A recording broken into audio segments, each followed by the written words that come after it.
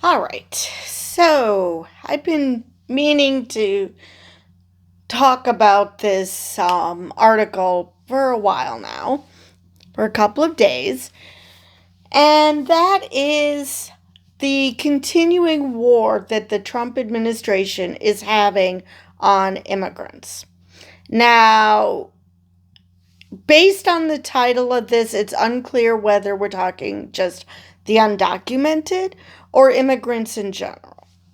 But either way, the fact that they're doing this is scary. And that is the Trump admin lists many living immigrants as dead in Social Security database, which, is horrible on so many levels. The agency's acting commissioner reportedly said in an email the financial lives of the immigrants would be terminated. Now, this particular article is from Truth Out, but all sorts of media outlets are reporting this. Okay. The Trump administration this week reportedly classified thousands of immigrants living in the United States as dead in a Social Security database in an effort to force them out of the country, a scheme that was met with furious uproar from advocates and lawmakers.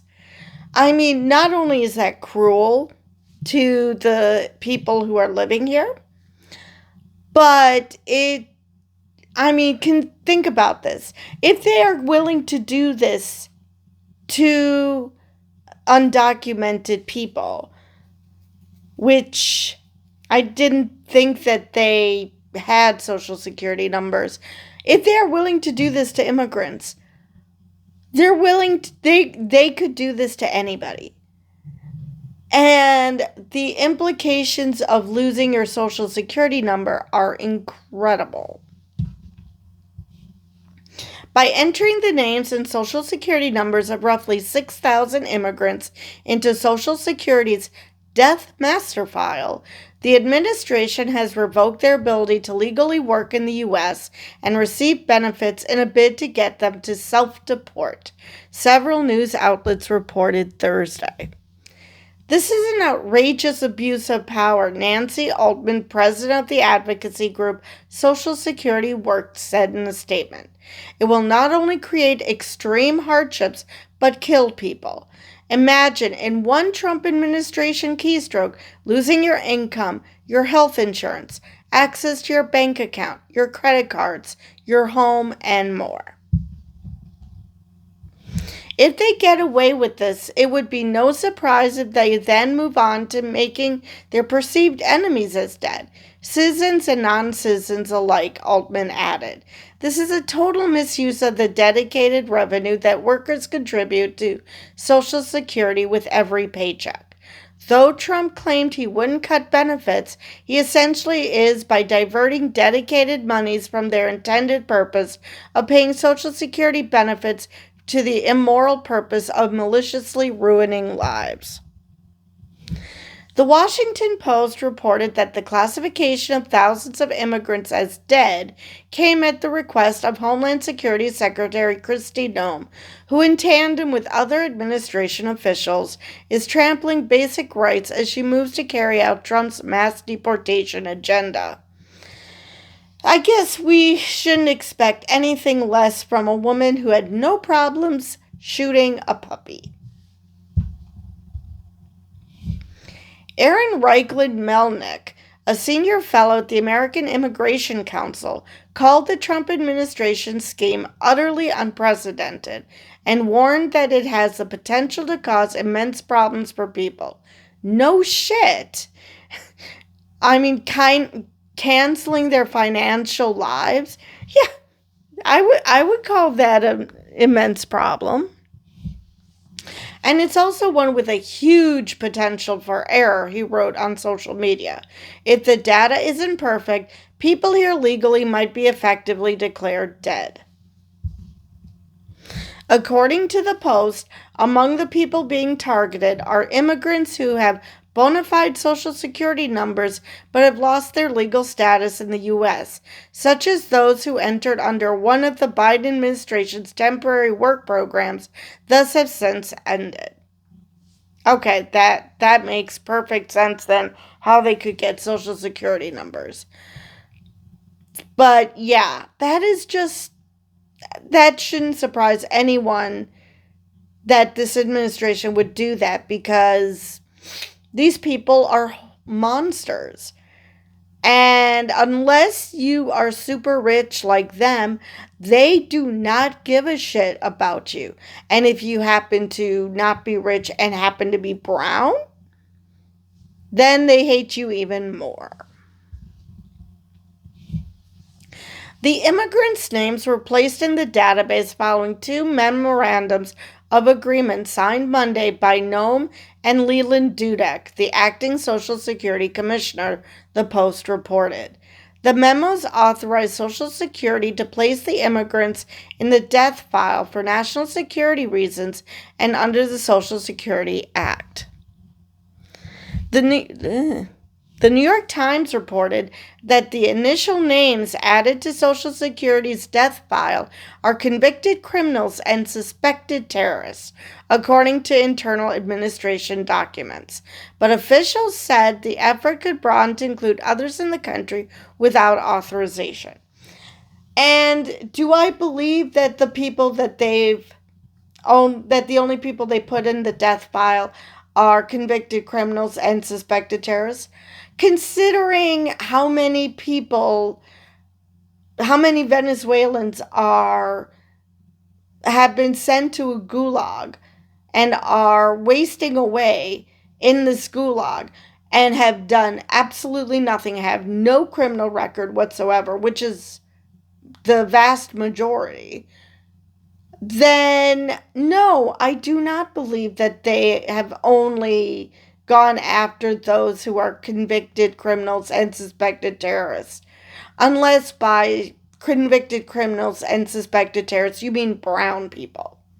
Maybe brown people with tattoos, because those are especially scary. Especially those who wear Bulls gear, because whoever thought to like Michael Jordan? I mean, who would possibly think that Michael Jordan is cool? I mean, he's only the greatest basketball player ever. Why should we, have tattoos for him or wear his gear? Nah, that's just beyond the pale. The Institute on Taxation and Economic Policy estimates that undocumented immigrants paid roughly $26 billion in Social Security taxes in 2022. Dudek, who has presided over a large-scale assault on the Social Security Administration since Trump installed him to lead the agency in February, wrote in an email to staff that the financial lives of the immigrants added to the death file would be terminated, according to the Times. SSA is also reportedly sharing sensitive personal information with Immigration and Customs Enforcement, or ICE. Now, just think about that. These people are paying into Social Security, and depending on what happens to their status, they might not be getting that money back.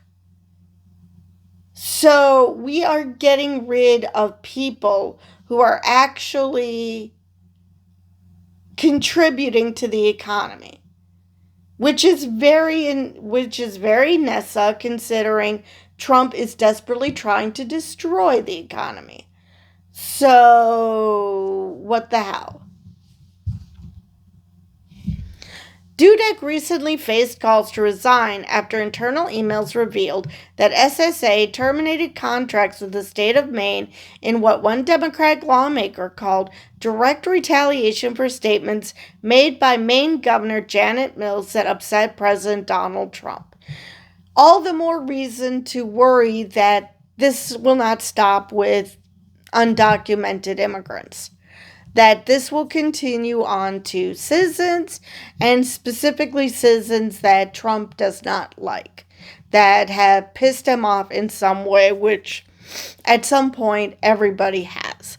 So if he is willing to do that to Maine, simply because the governor didn't choose to play dead for him, this could happen to literally anybody.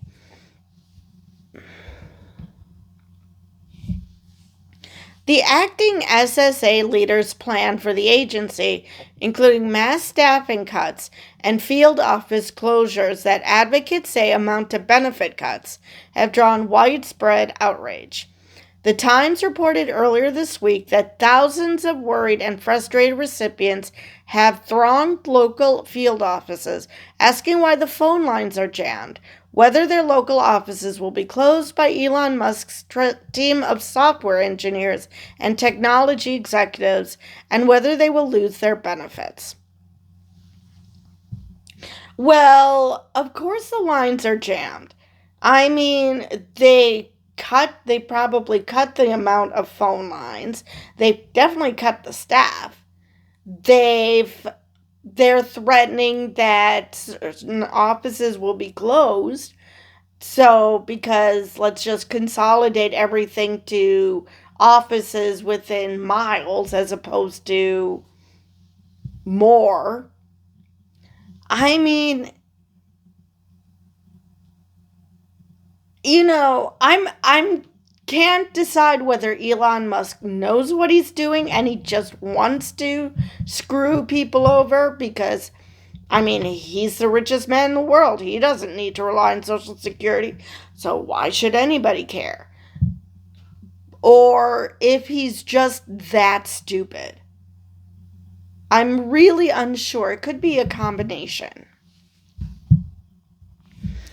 Waves of buyouts and early retirements have hobbled the staff at many local offices, the newspaper added, and recipients say it has become harder to use the agency's website and phone systems or even be seen in person. Well, yeah, if you cut the staff, especially the ones that are in charge of keeping the website up. Absolutely. Same thing with phone systems. Phone systems only work if there are people to answer the damn phones. And being seen in person, again, how can you be seen in person if there are lines around the block and there aren't enough staff members to deal with the influx, because Elon Musk says that everybody should be seen in person because reasons. I mean, I'm pretty sure that he himself would never go anywhere unless absolutely necessary if it can be done online. So he's forcing everybody else to. Is this some sort of that Elon Musk desperately wants people to talk to him and like him, and that he's so desperate for human contact that he figures that other people must be forced to have human contact while all the while making it harder to do so? It just makes zero sense. Representatives John Larson, a Democrat from Connecticut, and Richard Neal, a Democrat from Massachusetts, issued a joint statement Thursday condemning the Trump administration's latest weaponization of SSA as digital murder, and that will make life exponentially harder for these victims, who could be effectively forced out of this country if their Social Security numbers are terminated, which is the damn point. They want them to leave. Now, again, immigrants contribute so much to this country and get very little, if anything, in return. So how is this help going to make us great again if we get rid of all of these people and suddenly the people who were doing certain jobs aren't there anymore, and Americans either don't have the skills or the inclination to do those jobs? If they cancel the Social Security number of one person, where do they stop? The lawmakers asked. Exactly. The Trump administration's weaponization of Social Security is shocking and unconscionable, and we expect House Republicans will remain silent. If you care about Social Security, you need to raise your voice because, despite what he says, Donald Trump and Elon Musk are the biggest threats to people and their earned benefits. And I mean, again, Donald Trump, Elon Musk, actually, I think Howard Lutnick, believe it was Howard Lutnick, it might have been one of the other douche nozzles in the administration, claimed how, oh, well, if my mother-in-law missed a Social Security payment, she wouldn't have a problem with it. Yeah, you're rich. You can support your mother-in-law. Social Security is for people who can't afford, who need it. They need the money. And let's face it, they paid into the system. This isn't like the government is giving them manna from heaven. This is money they paid into the system. They deserve to get that money back. This isn't just the government giving out money on the goodness of their heart. We pay into it. It's called a Social Security tax, and it comes out of your paycheck. So you are owed that money.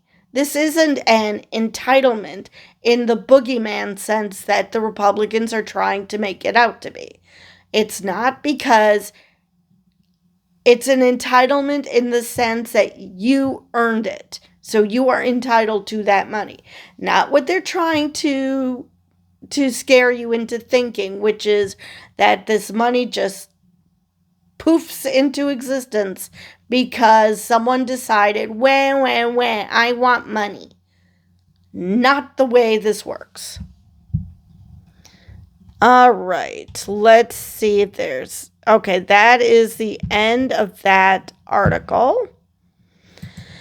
So yeah, even if you do not give a rat's ass about the people that this is affecting, just remember that if they're willing to go after people that they want to self-deport and people that they just simply don't like because of the color of their skin and they are undocumented, and Trump promised that he was going to have this mass deportations, and you don't care about any of that. Care about the fact that if they're willing to do this for this group of people, they are willing to do this for others. If you do anything to piss off Trump or piss off Musk, they can go in there and declare you dead. Hell, Social Security sometimes makes these mistakes anyway. And innocent people, U.S. citizens, have to go through hoops to try to explain to the government how they aren't actually dead. So what happens when a bunch of people are declared dead who aren't, and it's malicious? It's just insane. All of this is absolutely insane. It's a nightmare. And 4 years from now can't come by fast enough. And I can only hope that we actually have free and fair elections by then. Because a lot of people are saying, oh yes, we need to do something in 2 years and put Democrats back in power of Congress. Trump has shown he doesn't care what Congress has to say. Hell, I question whether he cares what the courts have to say, specifically the Supreme Court, even though he did mention that if the Supreme Court says that Obrego Garcia should be brought back, that they should bring him back. But I question whether it's actually going to happen. Trump probably was banking at the time that that wasn't going to happen. So yeah, these are evil people, and I can only hope that we can kick him out in 4 years, and hopefully he actually leaves. That's the kicker. What do we do if he chooses not to leave? So I don't know if the elections in 2 years and 4 years are going to save us. I would like to think, especially the one in 4 years, but again, it depends whether he's willing to leave and if he has people around him who can prevent others from removing him. And that's the scary thing. All right, because he's already declared that he doesn't care what Congress does. Of course, the Republicans in Congress aren't really trying either, but I doubt that if Democrats take over Congress that Trump is going to start listening to them. Anyway, that is all I have for this video. And with that, I will see you guys in the next one.